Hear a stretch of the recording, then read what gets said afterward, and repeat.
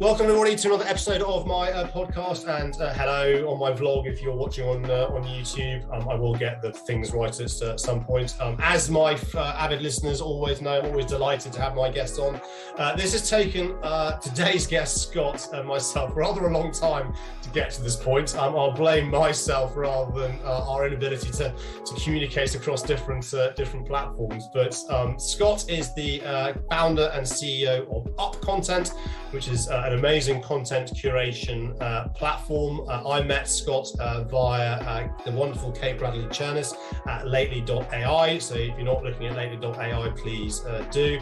And well, as you can see, the title of today's podcast vlog is Content Still King? And I thought, who better to get on this podcast than the content king himself, dare I say it, the wonderful Scott Rogerson. So Scott, I know we were talking about this in I make it sound very posh, the green room, before we came. It was a beautiful space. I really enjoyed it. Yeah. Before we came on air, but who, what, why, when, where, a bit of your backstory, and let's kind of dive in. Yeah, absolutely. Well, thank you very much for having me on. And hey, Kate, if you're listening, thanks for making this connection possible those many years ago. As was mentioned, so CEO of UpContent. As was said, we are a content curation platform, and I'm sure we'll get into what the heck that means for those of you who aren't familiar. We focus on supporting marketing and sales and HR teams, helping to discover the best, most engaging, most stimulating articles that they didn't write, and making it easy then to connect to the various distribution channels to build effective relationships and ultimately grow their personal brands, grow their company's brands, and close more business because of it. Awesome. Here ends the lesson. Easy as that. Podcast done. If only it were so easy as that. Yes. Scott. So a content creation platform. What content creation, content curation, possibly creation platform, who knows? But content curation platform. Let's break that down a little bit further. What is that?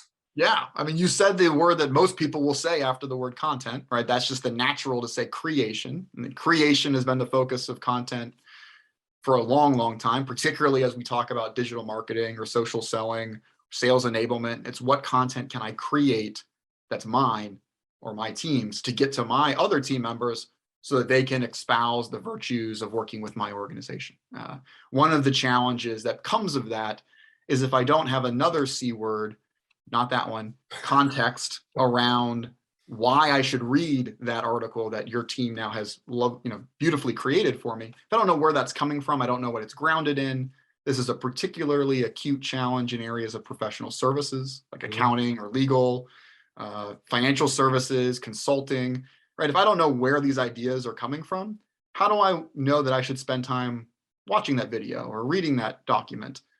And so curation is what you can do to create that context, to stimulate, to create engagement. It's what we all do naturally when we are first talking to someone of, hey, did you read that thing? Or did you see that thing? Or here are my thoughts on that thing that we just recently talked about together. It's putting together the best resources that are available today and presenting those to an individual whom you're just starting to build a relationship or have built a long-term relationship with so that they have the information they need to make the best decision in an unbiased way. So it's finding those articles, putting them together, the word curation, like a museum, right? It's not just saying, hey, here's every article about cloud technology that exists in the world today.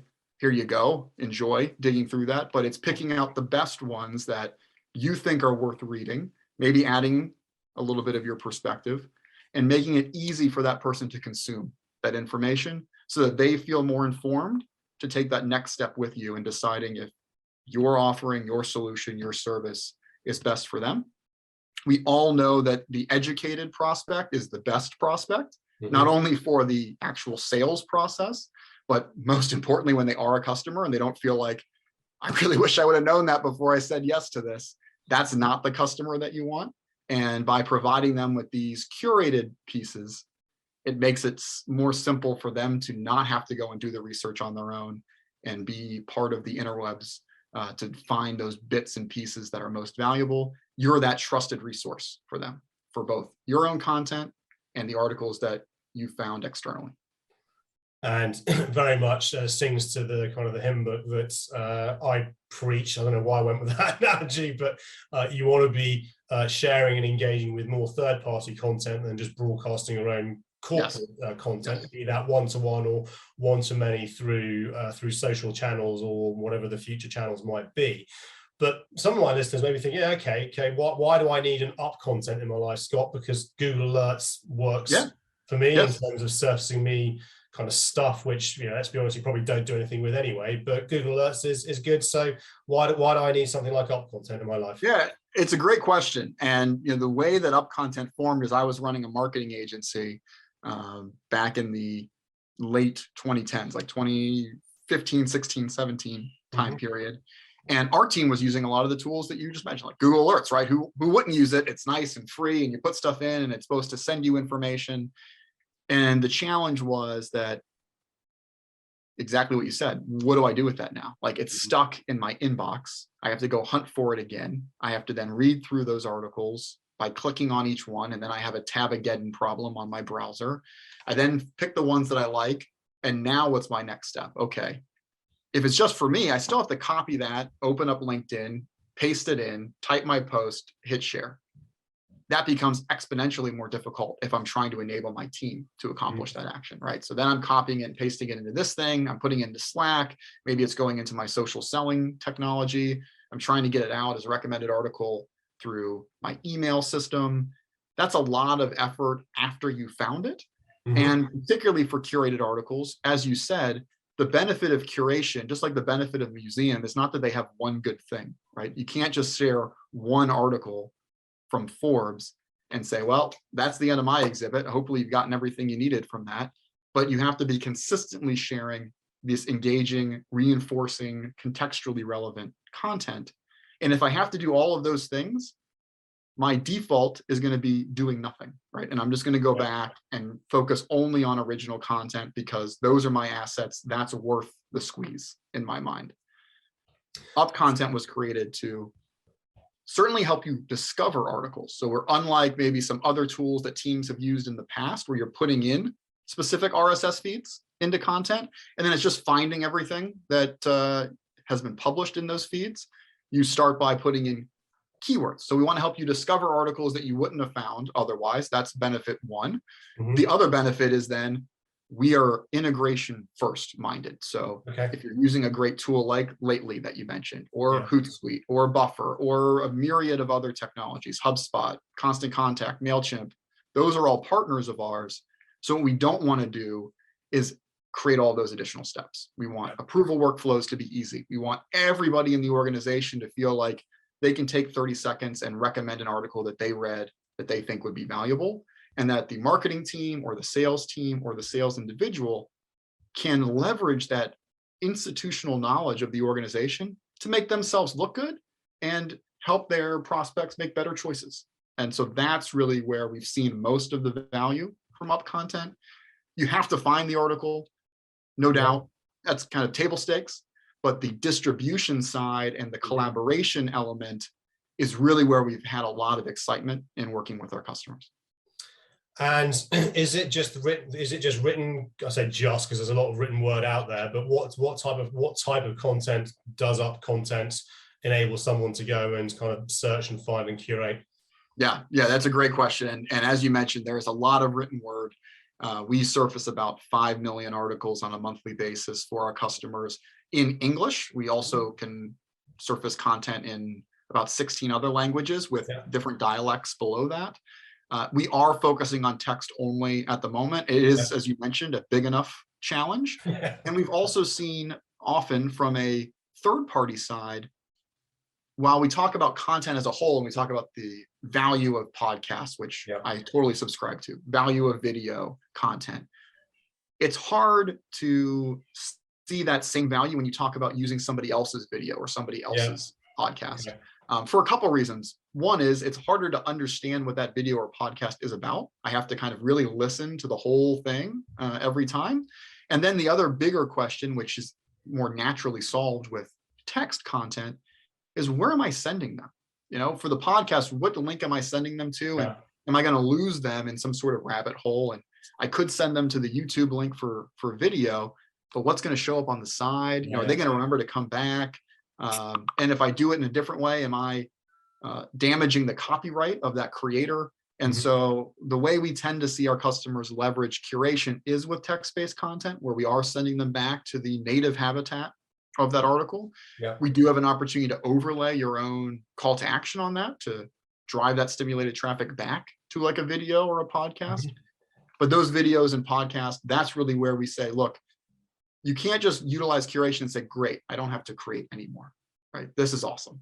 I have now freed up my entire team. They don't ever have to write a darn thing again. Put your phones away, everybody. Photos are not needed. We're just going to share entrepreneur articles. Like that doesn't work, right?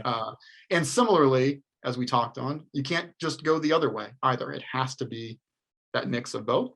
And we see non-text-based mediums really performing well on the asset side, on the owned content side, and text-based content performing exceptionally well on the curated side. Interesting. Again, I've been reflecting on the question now, and reflecting on kind of what I do is, you're right. I probably, if I'm repurposing or repositioning someone else's content, it's usually written content. It's usually, hey, we were talking about that blog from Oculus around, I did it on Twitter today, actually, early today. If you don't believe the hype in terms of, or if you think the hype around Meta and VR is all BS, read this. It's not mine, but it's then bringing value to my audience who may be thinking, okay, I don't believe it, but actually, even though Alex hasn't written that, that's on a subject matter expert in terms of, okay, Alex has then brought value. Whereas actually, if I think of my own journey, all the majority of my video content is my content, either this or what have you. Anyway, it's not about me. It's about Scott and UpContent, and his content's still king. But some of my listeners are thinking, yeah, okay, whatever, yada yada, yawn, Scott. The proof is in the the proof is in the pudding. Have you got any kind of metrics or stats or by your clients, and it's a name, but if they're FF clients or ProServes clients, or even that, what have you, by working with your teams, the solutions that you provide, they have been able to achieve Y over a period of time. And then there's internal metrics on a lot of those, and then there's the external effectiveness as well. And I think particularly when we think about social selling or employee advocacy, which is where curation plays a very significant role. On the internal side, it's the WIFM for the employee or the salesperson. Like, what's in it for me? Why would I subscribe to this platform? If all you're going to do is pump your PDF documents, like I can go get those off of my Google Drive, right? I don't need you to put those in there. And so I'm not going to utilize this tool very often. And what you end up happening is those who are your star performers do their own thing that you now cannot have any visibility in because they're not using the tool. And those who maybe aren't the strongest performers will do nothing. And that stinks too. And so where we see a lot of value is the increase in adoption. So about 15 to 20 basis point increase in adoption rate, not just people initially signing up, but consistently utilizing the program that you're putting into place by achieving the right content mix. And as you said, Alex, it's not all one or all the other. That right content mix does vary slightly per industry, but there are always three main pillars. One is your promotional, your sales content. It's got to be there. Why would I just we don't want to be like those Geico commercials or it was the Affleck commercials, right? Where everybody knew the freaking duck, but no one knew what the heck these guys did. So I love the duck, great brand. I have no idea why I would ever actually use any of your services. So now they're doing this retread of trying to communicate what they actually do. You don't want that to happen for your sales team. So you need this promotional content, this sales content. That's usually 25% or so. The other pillar is your thought leadership, industry thought leadership. And that is probably the vast majority of the content that you're sharing. About half to 3/4 of that should be curated, third-party content, right? The other portion of that is your own company's thought leadership. You're internalizing what's happening in the industry and saying what's going on or what your perspective is on how to address it. That's an important aspect. The final element is often forgotten, which is the lifestyle or the we are human beings still element of it. And this can certainly be the interesting life events that you're experiencing, and we see those, and those tend to almost always perform well on LinkedIn. but you can't only be the guy with kids, right? Like that's great. And everybody then sees you as the guy with kids, but we don't know if you have any intelligence or if you sell anything, right? So you got to balance that as well. And that's usually about 33%. And that can still be supported by the organization. Those will be, stress or anxiety, if that's a key tenet of your organization, to try to manage that. Are there certain charities that the organization cares a lot about? There are certain hobbies that are shared amongst you and your client base, and curating articles about that. Some of the lighter stuff, especially now, we like reading some of that stuff, right? It's helpful to get that engagement. So that internal adoption is critical, not just by having the right mix, but by making sure there's always something new there. On the external side, time and time again, all these reports consistently come out. Third-party content tends to get around twice the engagement rate of original content. And a lot of that is probably, and then we haven't been able to pull this out due to privacy information, but probably from people who are just discovering you for the first time, or that first little bit of time where they're trying to understand what the heck you're about, right? So if you share a video, I may listen to a little bit of it just to see, if you screw up in the beginning of that, but I don't really know you or know what it's about. So I'll probably ignore that. If somebody in my network engages with a post that you make and I recognize the publisher that it came from, I'm more apt to read your insights and read that article because I'm getting immediate value then. It's an article that I probably would have read if I just found it on my own. Now I don't have to find it on my own. We also see, by having that mix, your conversion rate on your promotional content goes up by about a factor of 2 as well. Because of all the eyeballs now, right? All the context creation that you've done for people who would have taken a longer time to get through that journey. So that is really the 2 metrics that we see. You're not going to often get conversions in the traditional sense off of that third-party article. So in a vacuum, curation isn't going to drive new leads, but it's by creating that audience, by stimulating that audience, so that when you do bring something that's maybe more valuable to you than they to the forefront, they're ready to trust you. They like you. They know what you're about. Hey, this is something that I should either act on right now, or if you're in one of those industries where like, hey, I don't need to finance my mortgage every week, but I know that you're the guy. And when somebody comes to me and says, hey, I'm thinking about this. Oh, well, you should go talk to Alex. He always shares great stuff. I love him. And I feel like I know you, even though I've never actually met this person, right? They're just on LinkedIn. So that can be where we see the best KPIs. This does not have to be the fluffy halo. Just trust me, guys. We should do it. It feels good to do it. You can now measure the effectiveness of your curation program. But like with everything, don't measure it after day 3, right? Like why? Give yourself some time. It needs to become a habit. What you're going to start seeing is just more is being shared. That's going to be your initial directional indicator. My team is actually using this. That's great. My team's actually they're growing their own networks. The impressions on the articles that are being posted are growing. Then it's now the conversions on the company posts are now increasing. And that's where you start to see the cycle come through. The other element that I'd mentioned in measurement is more of a efficiency measure, which is, can I use this content, whether it's original or curated? What are all the channels I can use it in, right? And so where we see an even greater amplifier is if I'm utilizing the articles that I've approved, not just for social, but I'm using them in an email campaign, going out maybe as my individual sales leaders to their subscriber list. Here are the articles that our team's reading this week that we think would be interesting to you. Those maybe are the same articles that I'm sharing on social. And then when that email comes about, it's somehow familiar to me. Well, it's because you just saw it on LinkedIn. But it feels familiar. And then when you do send the promotional ask, I'm more likely to open that as well. And so that's where we start to really unlock value, is when it is, and I'm going to use this term and I cringe every time I use it, it's this omni-channel approach to content. No more should we think about curated articles as just social media content. When we think about our original content, and our first thought after we create it is, how many places can we use this in, right? We should think about that the same way. when we think about the curated content set that we have? Context creation. I'm going to steal that. I think that's I like it. That's a really neat way to describe fundamentally what you are trying to do generally. But I think that's a really good way to help, certainly if you're social selling.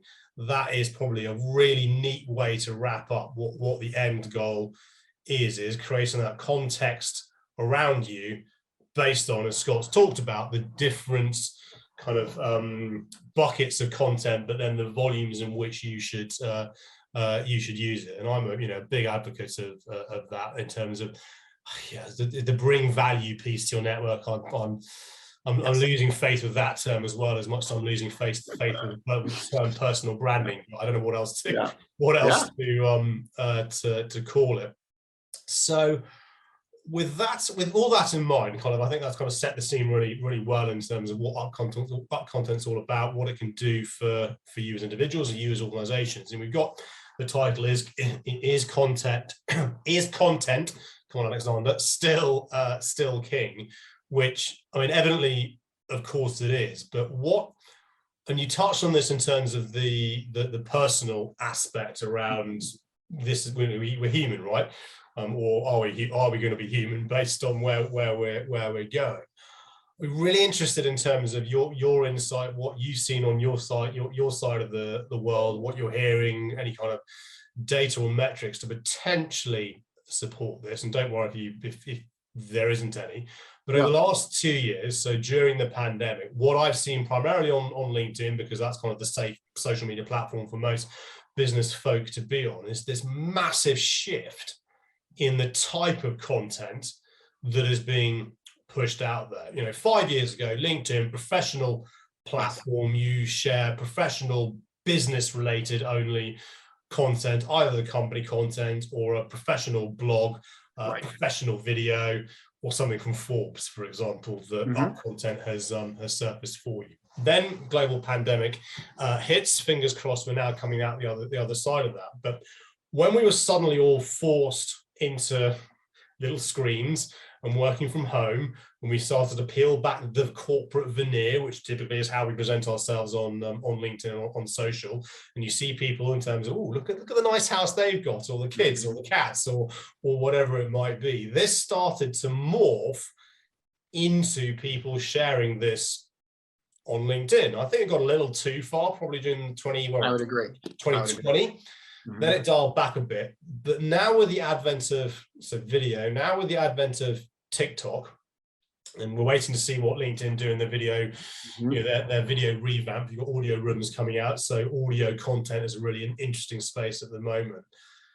We're not going back in terms of my view, in terms of what we're now seeing. And for me, I think it's a good thing. But from your clients, your perspective, what are you seeing? Where do you believe this could take us, might take us? How might this change? Not change, but again, pivot. I hate that. The direction of travel that content overall and content distribution may or may not go. Broad question. I know. I apologize. It's a great question. I believe that content is still one of the knights at the round table for sure, right? Whether or not it is king.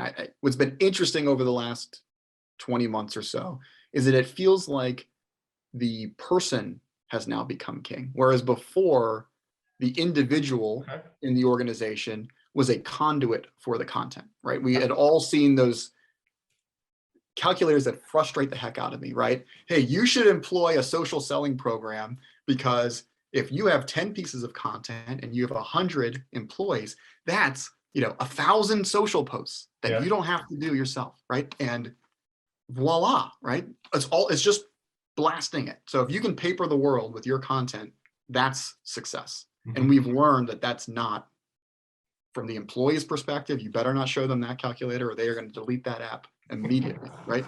It needs to be positioned as a service to that team member to help them grow their business, help them build their personal brand.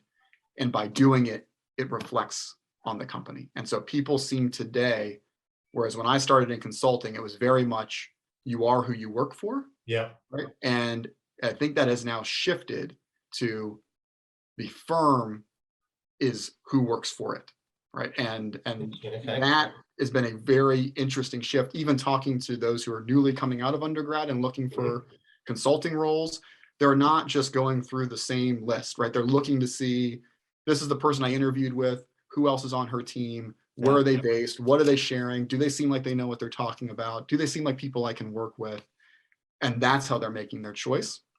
So content supports the ability to showcase that versus me just going on and always posting, we're a great place to work, people like us, I'm not a jerk, right? I can only say that so many times.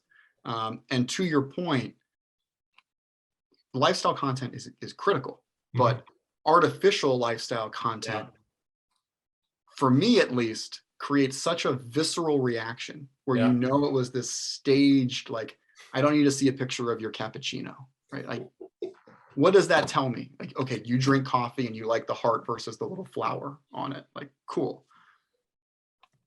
I don't, why did I spend time on that, right? So I think it is, you know, if there's something really interesting going on, and there have been some great posts that show the family life, here's what I'm dealing with, and it helps to resonate that, oh, this is somebody who I can relate to. That's what the lifestyle content should be showing, not some braggadocious, I'm the most amazing person in the world. Braggadocious, I'm taking that word as well. I can only handle so much of that before I just have to tune you out, right? But I do want to know what you think about what's going on right now and content, because I and most of the people on your team are not content creators, right? And so how do you help them showcase what they're thinking? I can't ask you to write a whole written piece once a week. Trust me, when we were doing the marketing side, particularly professional services, trying to pull teeth from these amazing thought leaders to get them to just have an interview with us that we would then write was terrible. So how do I give them great content? Or they're thought leaders, they're already reading stuff. How do we make it easy for them to share what they're reading, not only externally, but with the rest of the team to build that? And that's where I think content becomes a critical enabler, but the person seems that they have now taken that top spot as being king, and the content and the firm and the tools and the platforms need to focus on making that person grow in the organization and showcase their thought leadership, their success, their brand, because that's now a huge competitive angle. We're seeing it a lot. We have a lot of customers in financial services. There's a lot of advisors jumping from one place to the other. And one of the big reasons is not the, beautiful office or some of the other, even the clearinghouse functionality as much anymore. It's about, how do you make me look good, right? And they don't ask it that way, but that's what everyone is now selling. It's, you have these platforms, we're going to pull in your client base, we're going to help you look awesome, be that trusted advisor, and content is critical there. So that would be the order, the hierarchy that I would now place things in, which sounds, great and fun and pat you on the back. Hey, people are the best, but it wasn't always that way, right? It was very much, I think even 2 years ago, we have content, you as an employee need to share my content that I've created. It's the best, right? And I don't care who you are. I don't care how long you've been here, share my stuff. And that has totally flipped on its head. And I'm excited that also doesn't feel like it's changing going forward. And this is why I always enjoy getting people on my show. My show sounds very grand, who are way above my pay grade in terms of the area of expertise, because you always put it much more eloquently than I ever could. And it's interesting because there's a chap called Andrew Grill, who's a futurist thought leader. I think he's IBM, ex-IBM. I think it's, what are we, 2022 now, aren't we? So I think back in 2016, 17, he wrote an article around how back then his view was that an employer is leasing or renting the brand of the employee. But it's taken a global pandemic to actually truly enable that. And again, we're seeing the resurgence of employee advocacy programs, but I hope they're EA programs that are led by the employee, not by, here's a piece of technology which is going to just churn out corporate stuff. And I'm not going to name clients, but I'm not going to name platforms either. But the amount of times I've said, don't use the internal metrics. Well, why? Because yes, that people try to get to the top of the leaderboard because of the internal metric. And we would go, okay, so that post on LinkedIn, you're being told has got really good engagement.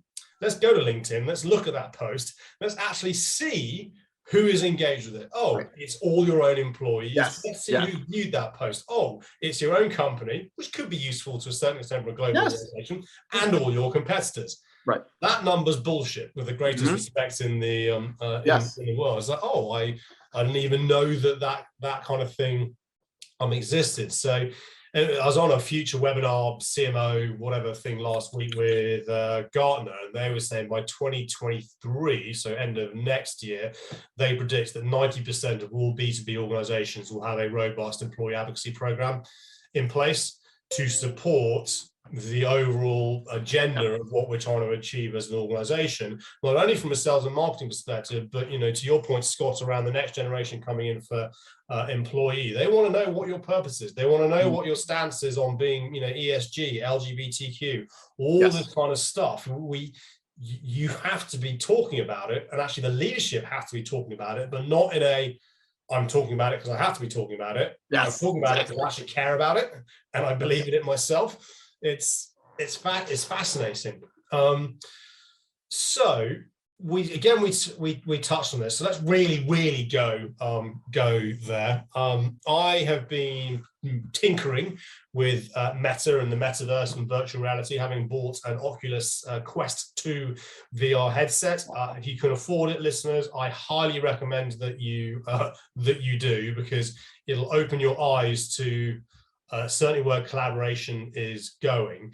Now, if we just kind of think around content in virtual reality, let's not call it the metaverse. I think people can't really get their head around that, but in VR, NFTs, for example, so non-fungible tokens in terms of artwork, one could argue is content. You know, we're now seeing these galleries kind of appear. And you may not be able to answer this because I never script this. I never give my guests time to think about it. So this has just kind of come into my head. How, and I don't know the answer to this, I'm trying to figure this out. How do we think or believe that what we've been talking about could translate into a three-dimensional environment where there's no laws of physics in terms of stuff? So what I mean by that, I was tinkering with work rooms, had a coffee cup on my table, and then you can make the coffee cup big, small, you can stretch it to any kind of shape that you want. I had a whiteboard that I can draw whatever I want on.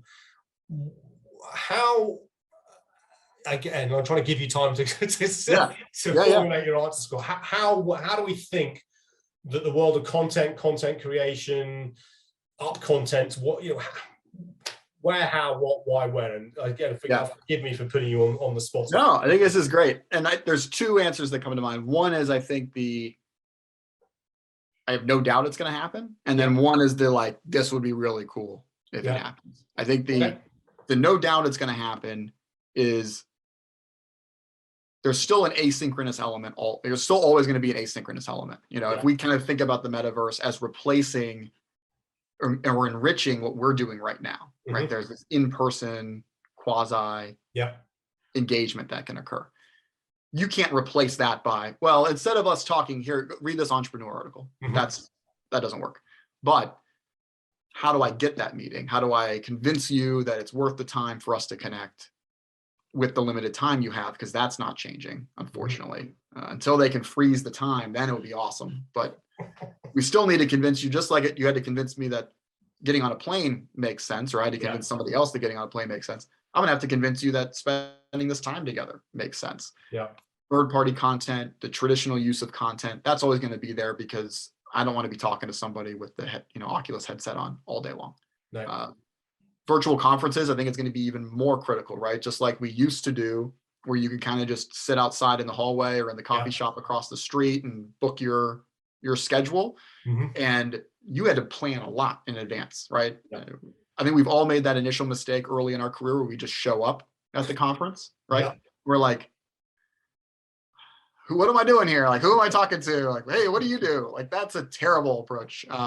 So I think it's still going to be important as these conferences move virtual. And I think, for me at least, it's made it harder to have those ad hoc conversations with today's version of these virtual conferences, because there's everybody's distracted doing other things at the same time. It's up on the window. You're not getting the engagement that you used to get in person, or the spontaneity. Metaverse, I think, or VR is going to help solve that and bring those two elements closer together. So I think easy, nothing really changes strategically, but instead of the Zoom dialogue, you're having that conversation then in person, but you still have to make it worthwhile to have that conversation. The longer, like this would be really cool view, I think is very Minority Report like, if anyone's seen that movie, right? Where you are kind of digging deeper. And yes, exactly. That kind of, oh, I don't want content around cloud computing anymore. Bring in like digital transformation content. Okay, like I don't want that one. I don't want that one. What's this one? Like bam, let me read that. Send this to Susan. Like send that to Greg. I could see that environment where you do have kind of more things going on. And that can allow for cross collaboration, which I think is one of the big tenets of this VR, moving from like super shiny cool thing to effective in a business world. And one of the continued missing components in content is it does still often become a very siloed activity. And while it is being presented as the view of the organization, it's oftentimes the view of those 5 people that are in corporate comms right now, right? And we hope that also reflects the view of the 3,000 employees or 10,000 employees in the organization. And so having the ability for collaboration or recommendations, or hey, I think this is cool, like go send that to these guys, that would be the really exciting part. And the other element of that is the internal use of content, which I think isn't done at all very well. It's very much create and use externally. We've already started to see, I don't want to use this externally right now. My main goal is to help my mentees become smarter. And my mentees are no longer 2 doors down in the open office and I'm in this other office and I can just go down and say, hey, this is really cool. Let's chat about it. They're in 8 different states or 4 different countries. And so how do we create an environment where we can share things with each other, talk about what's going on? What are our thoughts on this? What are your thoughts on that? Almost like the VR book club in an organization for relevant and interesting information. That is what would be exceptionally cool to accomplish with content and VR together. Interesting. So reflecting on that, within Oculus, you can now, that's full VR. You can. It's a bit clunky, but you are actually able to, with hand gestures, without the controllers, which are these things here. You can actually scroll. You can move icons around. You can pinch stuff out and move things around. If you Google, there are other search engines, but if you Google Microsoft Mesh, MESH, that's where they're going. Is this is what's sometimes called extended reality? So it's AR, quasi VR, but you wear the HoloLens. The problem with the HoloLens starts at $3,000 so it's not very retail friendly. And their concept is exactly that. And you look at some of the stuff on the website, it is freaking cool. And they're in beta now. To your exact point, Scott, that is where they potentially see this blend, because you're right. I mean, after kind of half an hour of having the VR goggles on, it's quite tiring, and your brain's kind of like, this is cool, but this is actually quite hard to process. So yeah, I mean, your thinking is very much on the direction of travel of what one can kind of do today. It's certainly where the big organizations that have got the computing power and the technology to take this. So, who knows, in 5 years' time, you and I could be recording a podcast in a virtual room, but able to also draw in all kinds of other stuff around. Yeah, that'll be great. I'm looking forward to that. And as I mentioned in that illustrious green room that you have, as long as the only thing I would ask of those groups is if they can allow you to actually consume the lunch or the dinner that we would be having together in that virtual world in some way. Because if I can get over to where you are, Alex, we can go out to a great place to grab a bite. That'll make it for me. Then I'm never leaving the house. Like that's it. you've now sealed the deal. Bring you around to mine, Scott, and I'll do a barbecue English style on my big J3, some low and steak. So this is a great example. I saw the video of you doing that and I was like, I want to be there, right? That was a great, authentic lifestyle. Like, I know more about you now, right? That is a good example. Anybody who hasn't watched it yet, especially in the winter months here, go back to that and enjoy that. And you were like, I think with your dad or something, right? That's right. Big, you know, big. Oh, again, we could do a whole podcast on barbecue. Maybe we should do. I absolutely love barbecue, and us Brits are getting pretty good at doing the old proper style. But awesome. We digress. Awesome. I love it. Scott, it's been an absolute pleasure. I know it's taken us a while to get here, but maybe sometimes I think things are meant to be at the right time that we were able to have this conversation and everything that's happening. If people want to find you, if they want to, connect, follow, where's the best place that I can point them to in the things that I still don't know where to put it? I still can't do this YouTube thing. In this area or down here. So I'm on, LinkedIn, Twitter. Feel free to find me there. Yeah. You can always email me directly as well. And I'm excited to talk about any of these topic areas. If it is spam, then, we'll do what we do with spam, but just scott@upcontent.com. Would love to have direct conversations, not necessarily exclusively about UpContent, although certainly enjoy talking about that, but would love to get your view on some of the topic areas that we talked about, how you're addressing them. As you know, Alex, it's a quickly changing environment. And so hearing how people are tackling those challenges is a huge value to us to inform what we should be doing next, what direction we should be facing. And hearing those thoughts from the group would be fantastic. Perfect. Thank you. So I'll put the links to all the bios in here. I won't put Scott's email in the written format. You have to listen to get that one. Yeah, you have to listen to it. So scott@upcontent.com. A, that will prove you've listened to this podcast all the way through because we're at the end. And B, mention that it was this podcast that has driven you to contact Scott, and you're more likely to get a response. To all my listeners, as always, thanks for tuning in. Thanks for listening. If you want to be on this podcast and if you want to recommend anybody on this podcast, you know what to do. But Scott, absolute pleasure. Really glad we were finally able to connect. Awesome. Likewise. Thank you so much.